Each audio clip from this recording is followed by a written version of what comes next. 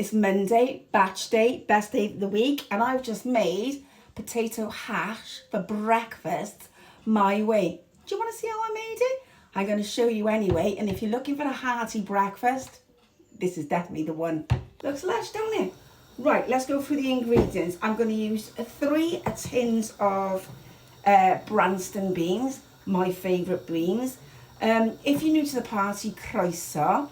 But if you're not, you will know that my preference is sticky beans, and that just purely means that I would normally cook the beans until most of the juice is gone, because I like them quite thick and sticky. Somebody was telling me the other day that their husband calls them motorway beans, and I just think that's amazing.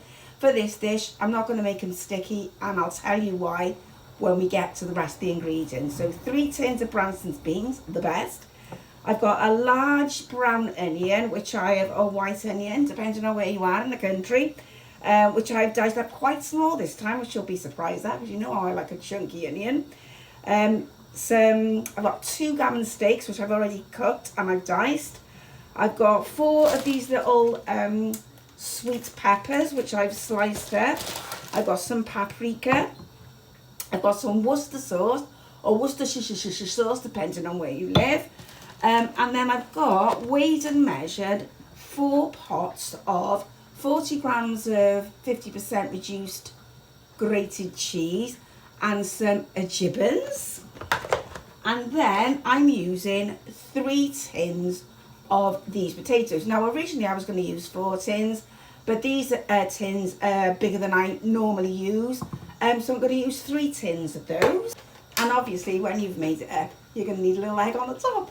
I'm so excited for this one. I love a hearty breakfast, me. So here's all my potatoes. I'm just going to start slicing those up. You don't have to use as many as this if you don't like it, but you know what I'm like. I'm just doing me. Right, I'm definitely not going to make you stand there or sit there while I slice up all these potatoes, because that'll be boring. So I'll get back to you in a minute. You still here? I hope so, otherwise I'm going to be lonely. Anyway, I've already put my onion in the pan.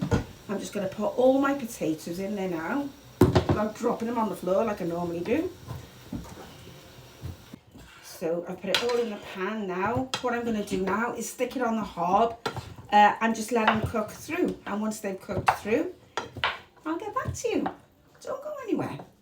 So that's how we're looking now. So the potatoes have just started to brown. Obviously, you could use fresh potatoes if you wanted to. You could do new potatoes and chop them up. If you're one of the people that doesn't really like tin potatoes because you don't like the taste, a lovely tip that I was given by somebody on this platform, I absolutely love this platform, I love the way you share things with me, is that if you put them in a colander and wash them, it takes that taste off them, and they're absolutely stunning. So now I'm going to chuck in the peppers. These are sweet peppers. Now I'm just going to heat them through. Oops, nearly forgot to add the paprika. This is when I like to put the paprika in. I'm using smoked paprika. You could just use normal paprika. If you want something with a bit of a kick, you could use a bit of cayenne. Put your toilet paper in the fridge. Just like that, I think that's about enough. I'm going to chuck it back on the heat. So now my sweet peppers are slightly softened.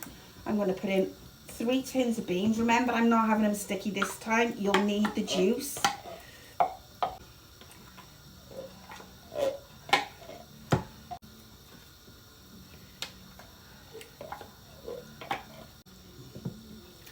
I tell you what, especially with winter on its way now, this is just the most amazing breakfast.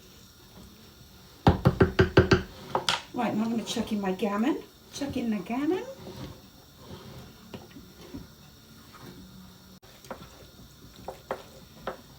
And now, if you don't like Worcester, and I said whiskey as well, what am I thinking? That is dry Jim Tender. Right, Worcester sauce, or Worcestershire sauce, depending where you live. Nice glug of that. Now I'm just going to put it on the heat again.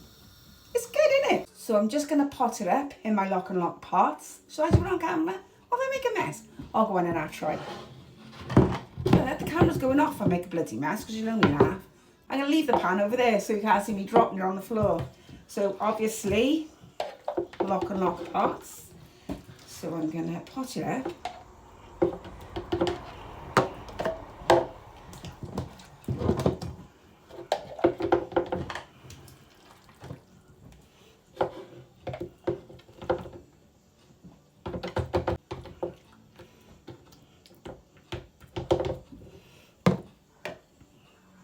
So look at the mess.